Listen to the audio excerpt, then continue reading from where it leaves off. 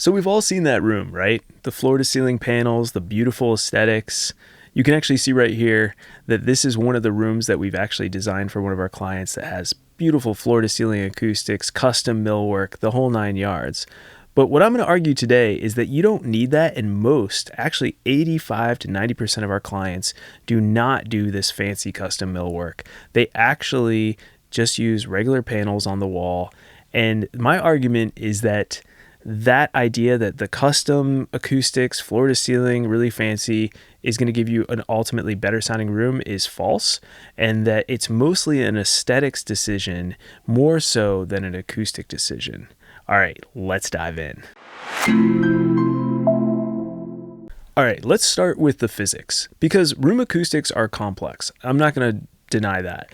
But some of the basic foundational elements of what's going on, especially in home recording studios, is very basic. And it comes down to the idea that acoustic treatment, the most acoustic treatment you see in most studios, and especially the ones in home studios, are just basically a container holding acoustic insulation, meaning any sort of fiberglass insulation or mineral wool insulation that has what's known as a good absorption coefficient, meaning it can absorb frequencies across the spectrum with a good quality of efficiency. The reason for that is like, okay, yeah, we just put insulation on the walls, it's going to absorb sound and turn it into heat. And then having a little bit of an air gap behind that insulation also increases the efficiency of absorption at lower frequencies, which is ultimately what we care about in home recording studios. We're really trying to have the absorption be mostly even across the frequency spectrum, and low frequencies are hard. The acoustic idea that somehow fancy millwork, beautiful design panels that make when you walk into a studio and go, wow, the idea that that's like far and above beyond what panels on the wall and bass traps in your corners can do, I believe is totally false. I think we're mostly used to just the idea of Instagram and the beautiful wow factor that comes from studios that really pulls people in. And I'm not saying that that's necessarily a reason against it. I'm just saying that you shouldn't immediately think that, oh, the room will ultimately sound way, way better. I think it will sound marginally better. And we'll get more into that. So now I want to talk about why more often than not, we're just using acoustic panels. And I'll be honest, our two main providers that we work with in my firm are GIK Acoustics, which is well known, and I love their panels. I think they're great. And then also Music City Acoustics, who are local here to Nashville, and they're also great. And then we also do have one other provider that I definitely want to mention, which is Alex McVeigh Acoustics, who does a lot of our ceiling panels when a client wants the specific look that Alex McVeigh has. Those are our three acoustic providers mainly that we work with. And there's plenty out there. It's just that we tend to keep our systems tight and clean, and those are who we work with. And there's three main reasons why we choose acoustic panels over the custom millwork for most of our clients. Reason one is space. A lot of you, once you finish sound isolating, you've already lost substantial space by bringing the walls and the ceiling in on your existing room that you're building in, and you don't want to give up more space to acoustics. An acoustic wall can, at a minimum, take up about 3.5 to 4 inches, and even more if you're really trying to get that big air gap in your corners and try to get, some angled walls to get even more absorption down to the lower frequencies. So most people aren't willing to give up the space needed to actually get real benefit from having the custom millwork acoustics. That's number one, and it's a big one out there. When we're in home recording studios, space is probably the number one real estate that people do not want to give up. The reason number two is resale value. And a lot of people don't realize that building custom millwork, floor to ceiling acoustics in a house that you're going to eventually sell is probably not going to increase the value of that space to a potential buyer. Even in Nashville, I thought, oh, everyone's a musician, everybody wants to buy the space. But the truth is that people buying homes are not necessarily musicians, and they're definitely looking for, a place to use as a rec room, maybe a home theater, but probably not. They want to use it for a kitchen remodel, whatever, you name it. But they're not looking at your beautiful home recording studio and thinking, gosh, this is awesome, I can't wait to move in there. They're thinking this is going to be a pain in the booty to remove and demolish, and then I'll see what's behind the walls, which I don't even know what's behind them.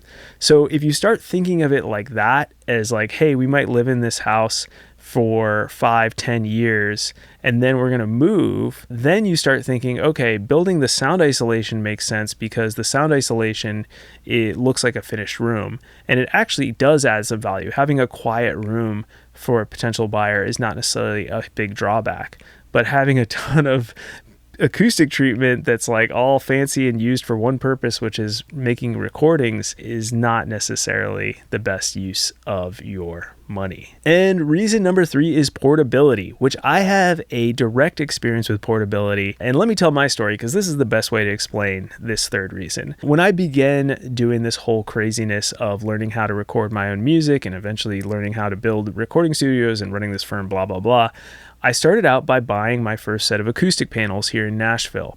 And I had a spare bedroom like many people, and I put in my bass traps and my reflection free zone and all this great stuff, and I could start mixing and recording music at a higher standard than I ever had before. It was awesome. Then I moved to another rental. What did I do? I just took my acoustic treatment and set it up in a new bedroom. Voila, I had a new studio. Then I built my own first soundproof studio in my backyard, which started this whole company 6 years ago.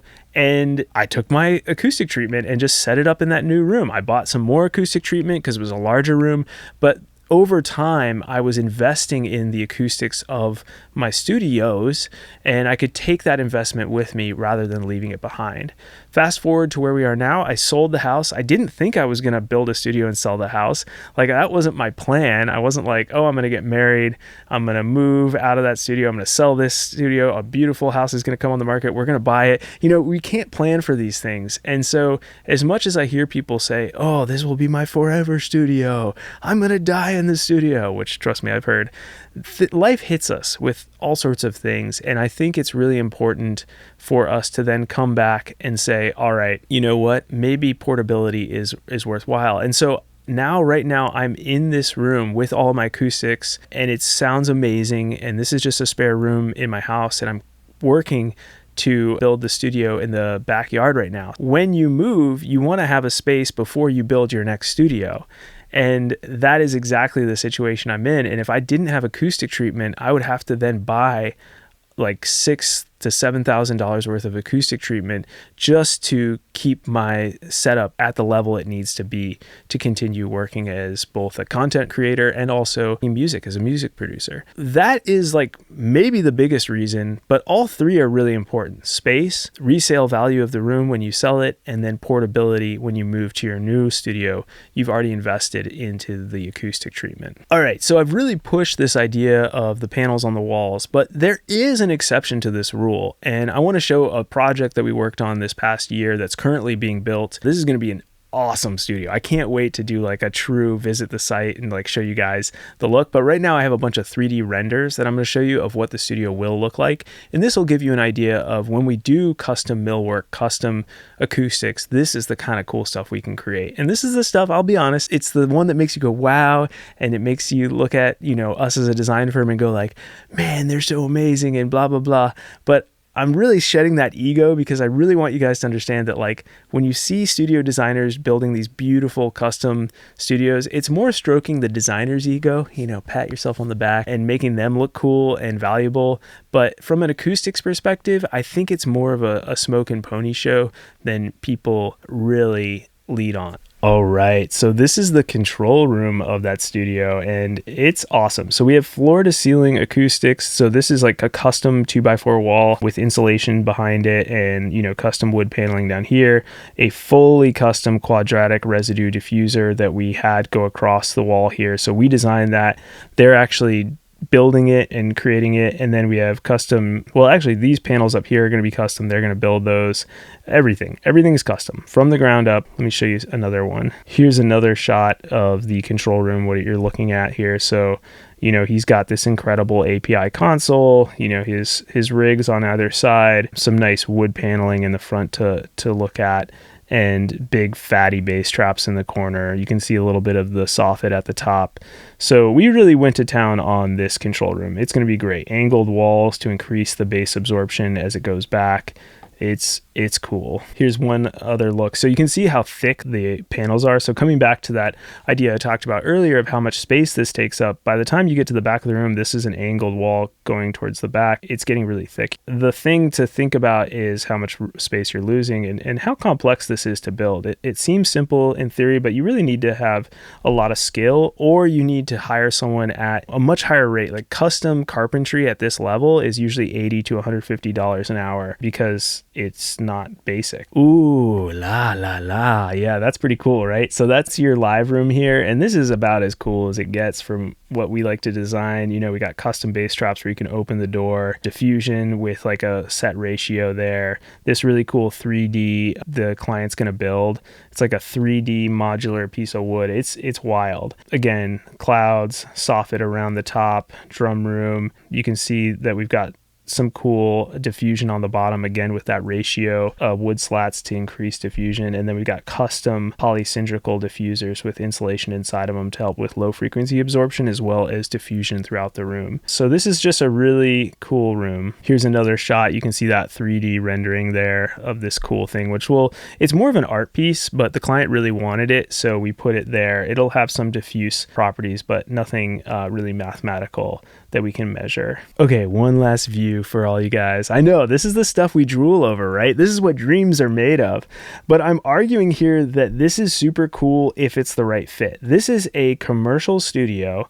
They are clearly investing a lot of money into it. The person who hired me owns a shop where they have a shop with custom woodworking skills, so they can build all this stuff in-house, saving tons and tons of money on labor. I do want to say, like, people always ask me, they're like, Wilson, is it more money to buy or have this acoustic treatment? And I'm like, yes, it is, but because of the labor and the sophistication of the install, not because the materials themselves. So it's important to realize that the materials themselves here are really basic. It's like wood, insulation, and fabric. Like, that's it. If you do a quadratic residue diffuser, it's still wood, but the complexity is in the carpentry skills. So like, again, you're not buying anything like super costly in and of itself. It's just compounds because of the labor and the install difficulty. So now you're looking at a completely different room. This is like what I say is the 80 to 90% of what we work on.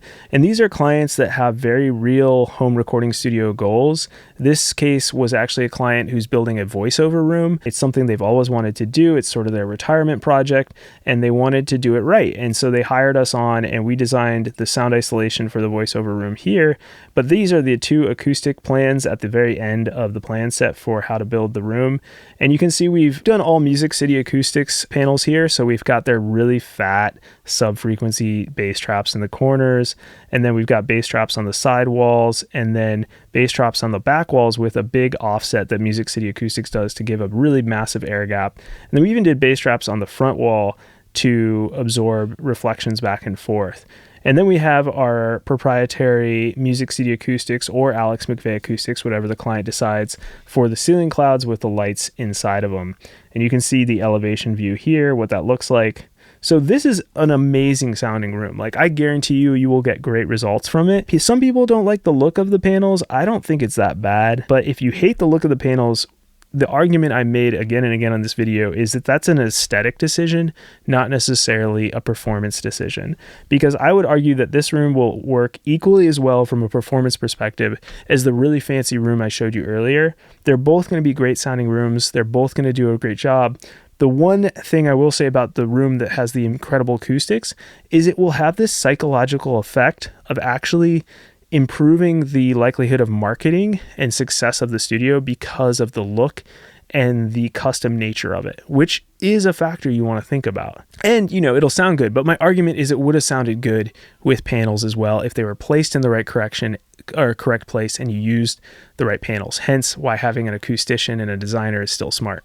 All right, so in conclusion, ultimately the most important thing that I'm always worried about when working with my clients is making sure that I'm both thinking about the room performance and also their budget and their goals on their end of the project. So I could go in and just say, we're going to build the most incredible acoustic treatment of all time. It's going to be beautiful. It's going to be amazing. But that's not the right approach for every client. That's the right approach for some clients, like for example, the client that I showed in this video here. But it's not necessarily the right choice for, like I said, probably 80 to 90% of a lot of the work we've been working on lately. And so for that reason, I keep coming back to saying, okay, using panels on the wall, if you're against them aesthetically, 100%, that's cool. We can move away from them. But if you're okay with the aesthetic, I still think it's one of the smartest choices you can make because of the fact that it could potentially be more affordable because the labor to do custom floor to ceiling acoustics, custom millwork, all that stuff is so expensive. You can take them, they're portable. And then also the resale value of your home is something to factor into for many of you out there. And that's something I'm also factoring in my calculus on how we should approach the acoustic treatment overall. All right, so with that said, if you're planning on doing a project like this, and the acoustics is obviously one aspect of it, but the main thing we focus on is sound isolation, right? That's like the bones of the room, and there's no room for getting that wrong. So I always like to give you guys a free resource, which is my free soundproofing site assessment. And what this is going to do is it's going to ask you a few questions, and then you can go through and answer them, and it'll give you a final report about the quality of your site. Is your site a green light, meaning go ahead with a good set of plans and you can do this project? A yellow light, meaning, whoa, pause, there's a few things you need to think about. Or a red light saying, hey, let's completely stop and see if we can find another site altogether that's going to be much easier to work with in the long run. So to take that assessment, you can just go to soundproofyourstudio.com/plan. That is soundproofyourstudio.com/plan.